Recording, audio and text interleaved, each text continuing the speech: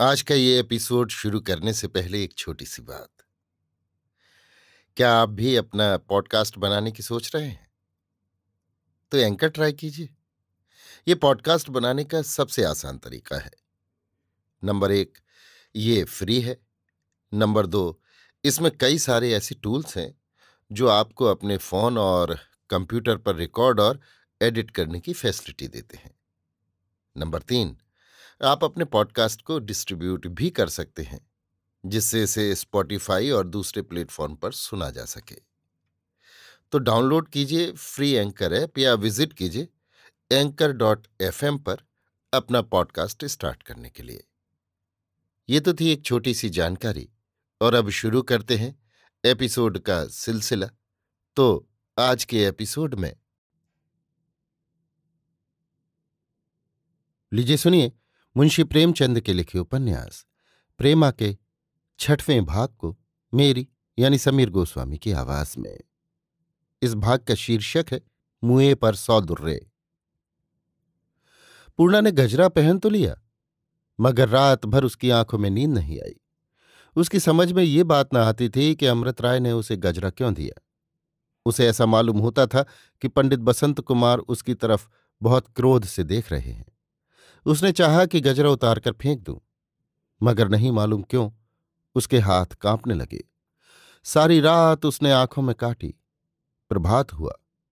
अभी सूर्य भगवान ने भी कृपा न की थी कि पंडायन चौबाइन बाबू कमला प्रसाद की वृद्धा महाराजिन और पड़ोस की सेठानी जी कई दूसरी औरतों के साथ पूर्णा के मकान में आ उपस्थित हुईं। उसने बड़े आदर से सबको बिठाया, सबके पैर छुए। उसके बाद ये पंचायत होने लगी।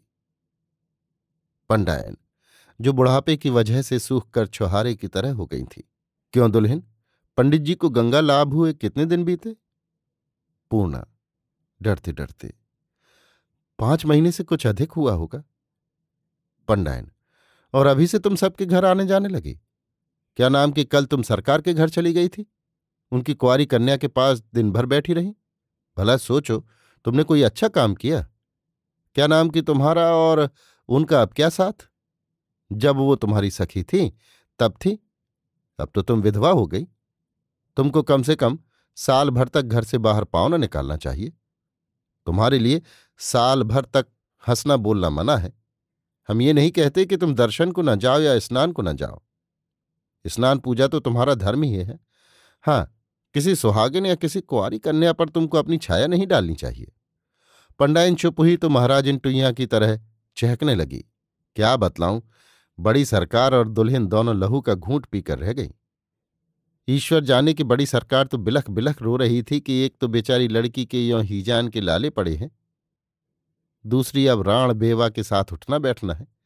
नहीं मालूम नारायण क्या करने वाले हैं। छोटी सरकार मारे क्रोध के कांप रही थी, आंखों में ज्वाला निकल रही थी। मैंने उनको समझाया कि आज जाने दीजिए, वो बेचारी अभी तो बच्चा है, खोटे खरे का मर्म क्या जाने। सरकार का बेटा जिए, जब बहुत समझाया तब जाके मानी, नहीं तो कहती थी मैं अभी जाकर खड़े खड़े निकाल देती हूं। सो बेटा, अब तुम सुहागिनों के साथ बैठने योग्य नहीं रही। हरे ईश्वर ने तो तुम पर विपत्ति डाल दी। जब अपना प्राण प्रिय ही न रहा तो अब कैसा हंसना बोलना। अब तो तुम्हारा धर्म यही है कि चुपचाप अपने घर में पड़ी रहो, जो कुछ रूखा सूखा मिले खाओ पियो और सरकार का बेटा जिए, जहां तक हो सके धर्म का काम करो। महाराज इनके चुप होते ही चौबाइन गरजने लगी। ये एक मोटी भदेसिल और अधेड़ औरत थी। भला इनसे पूछा कि अभी तुम्हारे दूल्हे को उठे 5 महीने भी न बीते, अभी से तुम कंघी चोटी करने लगी? क्या कि तुम अब विधवा हो गई? तुमको अब सिंगार पेटार से क्या सरोकार ठहरा? क्या नाम कि मैंने हजारों औरतों को देखा है जो पति के मरने के बाद गहना पाता नहीं पहनती, हंसना बोलना तक छोड़ देती हैं। ये ना कि आज तो सुहाग उठा कल सिंगार पेटार होने लगा।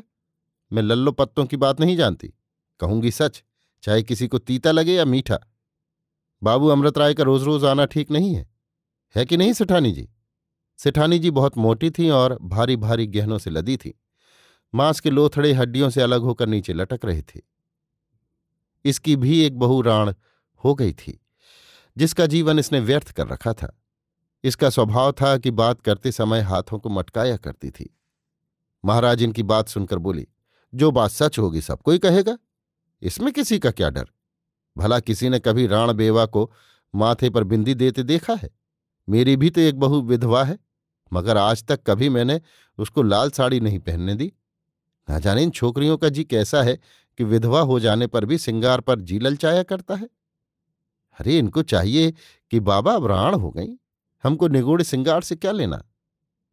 महाराजन, सरकार का बेटा जिए, तुम बहुत ठीक कहती हो सेठानी जी। कल छोटी सरकार ने जो इनको मांग में सिंदूर लगाए देखा तो खड़ी ठक रह गई। दांतों तले उंगली दबाई कि अभी 3 दिन की विधवा और ये सिंगार। सो बेटा, अब तुमको समझ बूझ कर काम करना चाहिए, अब तुम बच्चा नहीं हो। सेठानी, और क्या, चाहे बच्चा हो या बूढ़ी, जब बेराह चलेगी तो सब ही कहेंगे। चुप क्यों हो पंडायन, इनके लिए अब कोई राह बाट निकाल दो। पंडायन, जब ये अपने मन की हो गई तो कोई क्या राह बाट निकाले। इनको चाहिए कि ये अपने लंबे लंबे केश कटवा डालें, क्या नाम कि दूसरों के घर आना जाना छोड़ दें, कंघी चोटी भी न करें, पान न खाएं, रंगीन साड़ी न पहने और जैसे संसार की विधवाएं रहती हैं वैसे रहें। चौबान, और बाबू अमृत राय से कह दें कि यहां ना आया करें। इस पर एक औरत ने, जो गहने कपड़े से बहुत मालदार न जान पड़ती थी, कहा, चौबान ये सब तो तुम कह गई, मगर जो कहीं बाबू अमृत राय चिढ़ गए तो क्या तुम इस बेचारी का रोटी कपड़ा चला दोगी? कोई विधवा हो गई तो क्या अब अपना मुंह सी ले? महाराजन हाथ चमकाकर, ये कौन बोला? ठस्सो, क्या ममता फड़कने लगी? सेठानी हाथ मटकाकर, तुझे किसने बुलाया जो आके बीच में बोल उठी? राण तो हो गई हो, काहे नहीं जाके बाजार में बैठती हो? चौबान, जाने भी तो सेठानी जी, इस बौरी के मुंह क्या लगती हो? सेठानी कड़क कर, इस मुई को यहां किसने बुलाया? ये तो चाहती है जैसी मैं बेहया हूं वैसा ही संसार हो जाए। महाराजन, हम तो सीख दे रही थी, तो इसे क्यों बुरा लगा? ये कौन होती है बीच में बोलने वाली? चौबान, बहन, उस कुटनी से नाहक बोलती हो, उसको तो अब कुटनापा करना है। इस भांति कटुक्तियों द्वारा सीख देकर ये सब स्त्रियां यहां से पधारी। महाराजन भी मुंशी बद्री प्रसाद के यहां खाना पकाने गई। इनसे और छोटी सरकार से बहुत बनती थी, वो इन पर बहुत विश्वास रखती थी। महाराजन ने जाते ही सारी कथा खूब नमक मिर्च लगाकर बयान की और छोटी सरकार ने भी इस बात को गांठ बांध लिया और प्रेमा को जलाने और सुलगाने के लिए उसे उत्तम समझकर उसके कमरे की तरफ चली। यह तो प्रेमा प्रतिदिन सारी रात जगा करती थी, मगर कभी कभी घंटे आध घंटे के लिए नींद आ जाती थी। नींद क्या आ जाती थी, एक ऊंघ सी आ जाती थी। मगर जब से उसने बाबू अमृत राय को बंगालियों के भेष में देखा था और पूर्णा के घर से लौटते वक्त उसको उनकी कलाई पर गजरा न नजर आया था, तब से उसके पेट में खलबली पड़ी हुई थी कि कब पूर्णा आए और कब सारा हाल मालूम हो। रात को बेचैनी के मारे उठ उठ घड़ी पर आंखें दौड़ाती कि कब भोर हो। इस वक्त जो भावच के पैरों की चाल सुनी तो ये समझकर कि पूर्णा आ रही है, लपकी हुई दरवाजे पर आई। मगर ज्यों ही भावच को देखा ठिठक गई और बोली, कैसे चली भाभी? भाभी तो ये चाहती थी कि छेड़छाड़ के लिए कोई मौका मिले। ये प्रश्न सुनते ही तिनक कर बोली, क्या बताऊं कैसे चली? अब से जब तुम्हारे पास आया करूंगी तो इस सवाल का जवाब सोचकर आया करूंगी। तुम्हारी तरह सबका लहू थोड़े ही सफेद हो गया है कि चाहे किसी की जान निकल जाए, घी का घड़ा ढलक जाए, मगर अपने कमरे से पांव बाहर न निकाले। प्रेमा ने ये सवाल यों ही पूछ लिया था। उसके जब ये अर्थ लगाए गए तो उसको बहुत बुरा मालूम हुआ। बोली, भाभी तुम्हारे तो नाक पर गुस्सा रहता है, तुम जरा सी बात का बतंगड़ बना देती हो। भला मैंने कौन सी बात बुरा मानने की कही थी? भाभी, कुछ नहीं, तुम तो जो कुछ कहती हो मानो मुंह से फूल झाड़ती हो। तुम्हारे मुंह में मिश्री घोली हुई है ना, और सबके तो नाक पर गुस्सा रहता है, सबसे लड़ाई करते हैं। प्रेमा झल्लाकर, भावज इस समय मेरा तो चित्त बिगड़ा हुआ है, ईश्वर के लिए मुझसे मत उलझो। मैं तो यों ही अपनी जान को रो रही हूं, उस पर से तुम और भी नमक छिड़कने आई। भाभी मटक कर, हाँ रानी, मेरा तो चित्त बिगड़ा हुआ है, सिर फिरा हुआ है, जरा सीधी सादी हूं ना, मुझको देखकर भागा करो। मैं कटही कुतिया हूं, सबको काटती चलती हूं। मैं भी यारों को चुपके चुपके चिट्ठी पत्री लिखा करती, तस्वीरें बदला करती, तो मैं भी सीता कहलाती और मुझ पर भी घर भर जान देने लगता।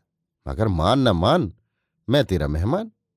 तुम लाख जतन करो, लाख चिट्ठियां लिखो, मगर वो सोने की चिड़िया हाथ आने वाली नहीं। ये जली कटी सुनकर प्रेमा से जब्त न हो सका। बेचारी सीधे स्वभाव की औरत थी। उसका वर्षों से विरह की अग्नि में जलते जलते कलेजा और भी पक गया था। वो रोने लगी। भावज ने जब उसको रोते देखा तो मारे हर्ष की आंखें जगमगा गईं। हद तेरे की, कैसा रुला दिया। बोली, बिलखने क्या लगी? क्या अम्मा को सुनाकर देश निकाला करा दोगी? कुछ झूठ थोड़ी ही कहती हूं। वही अमृत राय जिनके पास आप चुपके चुपके प्रेम पत्र भेजा करती थी, अब दिन दहाड़े उस राण पूर्णा के घर आता है और घंटों वहीं बैठा रहता है। सुनती हूं फूल के गजरे ला ला कर पहनाता है, शायद 2-1 गहने भी दिए हैं। प्रेमा इससे ज्यादा न सुन सकी, गिड़गिड़ाकर बोली, भाभी मैं तुम्हारे पैरों पड़ती हूं, मुझ पर दया करो, मुझे जो चाहो कह लो। रोकर, बड़ी हो, जी चाहे मार लो, मगर किसी का नाम लेकर और उस पर झूठे इल्जाम लगाकर मेरे दिल को मत जलाओ। आखिर किसी के सिर पर झूठ मूठ अपराध क्यों लगाती हो? प्रेमा ने तो ये बात बड़ी दीनता से कही, मगर छोटी सरकार इल्जाम लगाने वाली बात पर बिगड़ गई। चमक कर बोली, हाँ हाँ रानी, मैं तो दूसरों पर इल्जाम लगाकर तुमको जलाने आती हूं ना। मैं तो झूठ का व्यवहार करती हूं।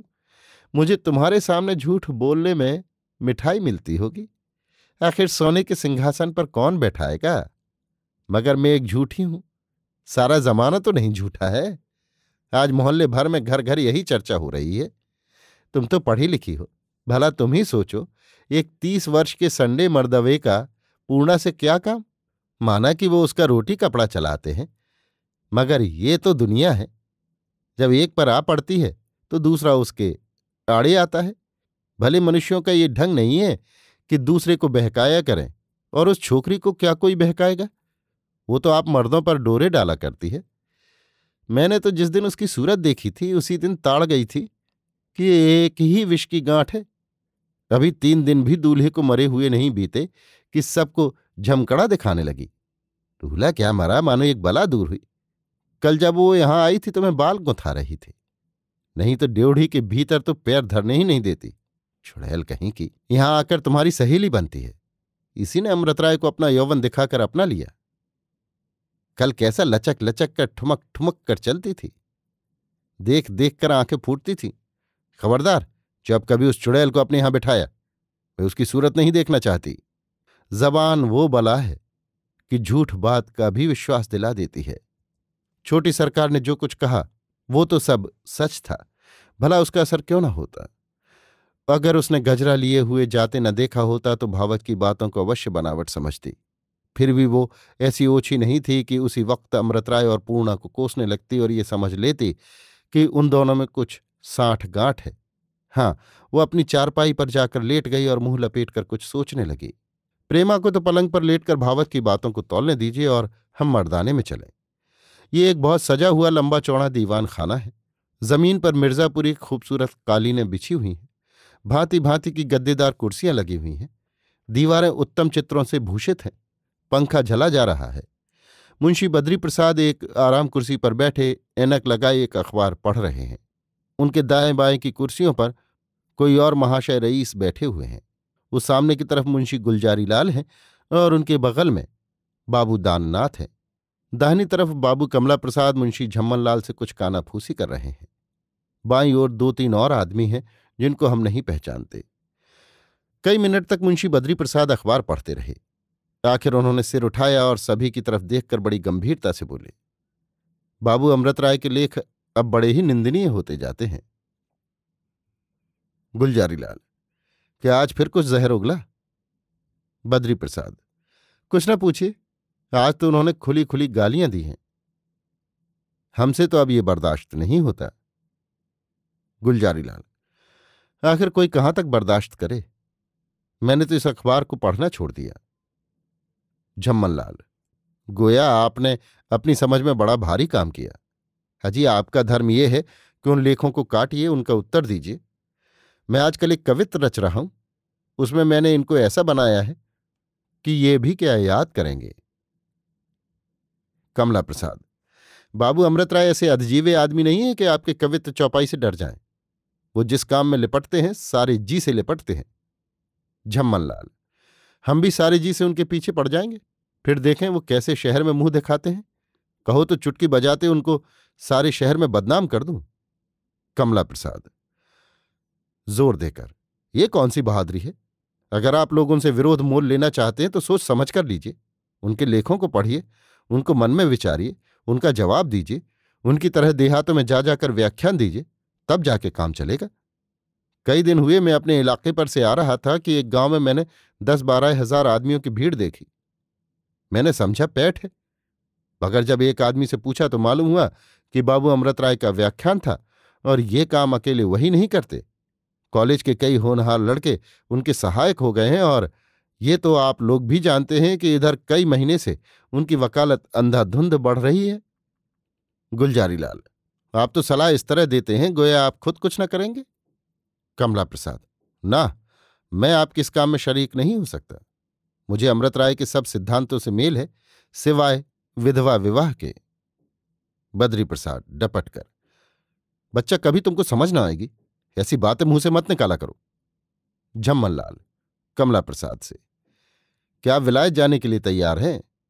कमला प्रसाद, मैं इसमें कोई हानि नहीं समझता। गुलजारी लाल हंसकर, ये नए बिगड़े हैं, इनको अभी अस्पताल की हवा खिलाइए।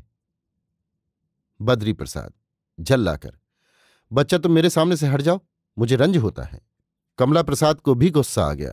उठकर जाने लगे कि 2-3 आदमियों ने मनाया और फिर कुर्सी पर लाकर बिठा दिया।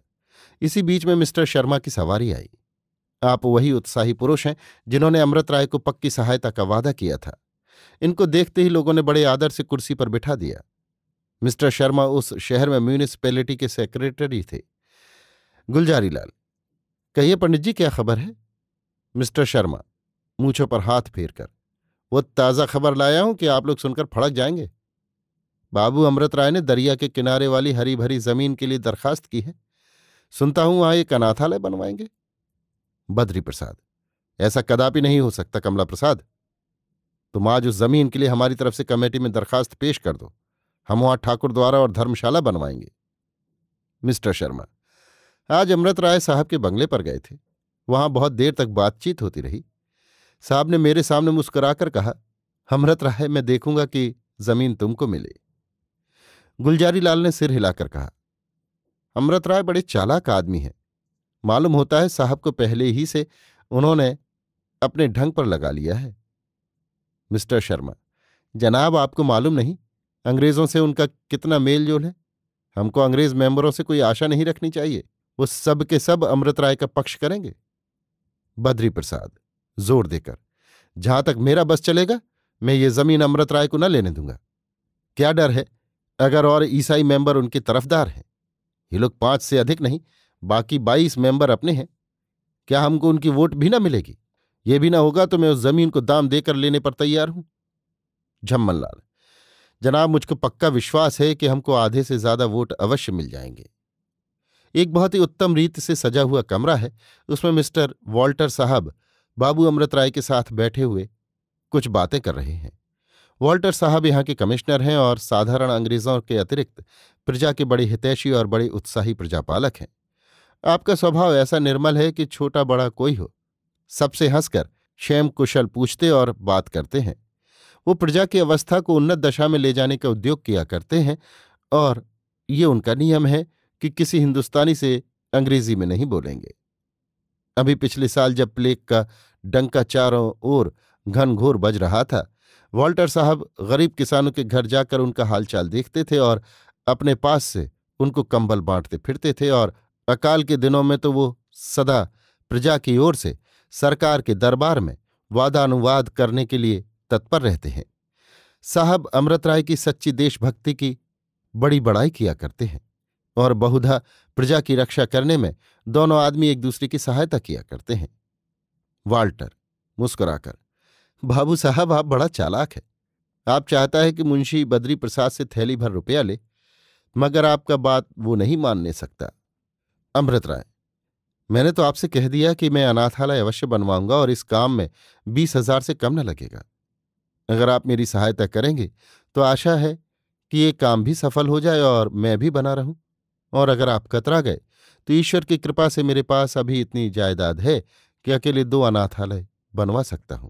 मगर हां, तब मैं और कामों में कुछ भी उत्साह न दिखा सकूंगा। वाल्टर हंसकर, बाबू साहब, आप तो जरा से बात में नाराज हो गया। हम तो बोलता है कि हम तुम्हारा मदद 2000 से कर सकता है, मगर बद्री प्रसाद से हम कुछ नहीं कहने सकता। उसने अभी अकाल में सरकार को 5000 दिया है। अमृत राय, तो ये 2000 मैं लेकर क्या करूंगा? मुझे तो आपसे 15,000 की पूरी आशा थी। मुंशी बद्री प्रसाद के लिए 5000 क्या बड़ी बात है।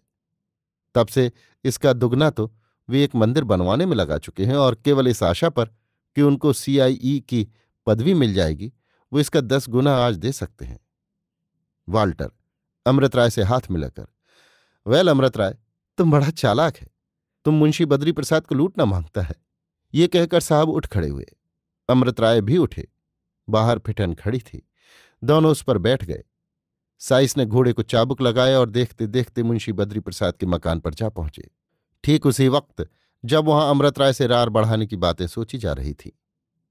प्यारे पाठकगण, हम ये वर्णन करके कि इन दोनों आदमियों के पहुंचते ही वहां कैसी खलबली पड़ गई, मुंशी बद्री प्रसाद ने इनका कैसा आदर किया, गुलजारी लाल, दाननाथ और मिस्टर शर्मा कैसी आंखें चुराने लगे, या साहब ने कैसे कांट छांट की बातें की और मुंशी जी को CIE की पदवी की किन शब्दों में आशा दिलाई, आपका समय नहीं गंवाना चाहते। खुलासा ये कि अमृत राय को यहां से 17,000 रुपया मिला। मुंशी बद्री प्रसाद ने अकेले 12,000 दिया, जो उनकी उम्मीद से बहुत ज्यादा था। वो जब यहां से चले तो ऐसा मालूम होता था कि मानो कोई गढ़ी जीते चले आ रहे हैं। वो जमीन भी जिसके लिए उन्होंने कमेटी में दरखास्त की थी मिल गई, और आज ही इंजीनियर ने उसको नापकर अनाथालय का नक्शा बनाना आरंभ कर दिया। साहब और अमृत राय के चले जाने पर यहां यों बातें होने लगीं। झम्मन लाल, यार, हमको तो इस लौंडे ने आज 500 के फेर में डाल दिया। गुलजारी लाल, जनाब, आप 500 को रो रहे हैं, यहां तो 1000 पर पानी फिर गया। मुंशी जी तो CIE की पदवी पावेंगे, यहां तो कोई राय बहादुरी को भी नहीं पूछता। कमला प्रसाद, बड़े शोक की बात है कि आप लोग ऐसे शुभ कार्य में सहायता देकर पछताते हैं। अमृत राय को देखिए कि इन्होंने अपना एक गांव बेचकर 10,000 रुपया भी दिया और उस पर दौड़ धूप अलग कर रहे हैं। मुंशी बद्री प्रसाद, अमृत राय बड़ा उत्साही आदमी है, मैंने आज उसको जाना। बच्चा कमला प्रसाद, तुम आज शाम को उनके यहां जाकर हमारी ओर से धन्यवाद दे देना। झम्मन लाल मुंह फेर कर, आप क्यों ना प्रसन्न होंगे, आपको तो पदवी मिलेगी ना। कमला प्रसाद हंसकर, अगर आपका वो कवित्व तैयार हो तो जरा सुनाइए। दाननाथ, जो अब तक चुपचाप बैठे हुए थे, बोले, अब आप उनकी निंदा करने की जगह उनकी प्रशंसा कीजिए। मिस्टर शर्मा, अच्छा, जो हुआ सो हुआ, अब सभा विसर्जन कीजिए। आज ये मालूम हो गया कि अमृत राय अकेले हम सब पर भारी हैं। कमला प्रसाद, आपने नहीं सुना, सत्य की सदा जय होती है। अभी आप सुन रहे थे मुंशी प्रेमचंद के लिखे उपन्यास प्रेमा के 6वें भाग को मेरी यानी समीर गोस्वामी की आवाज में। इस भाग का शीर्षक था मुएं पर 100 दुर्रे।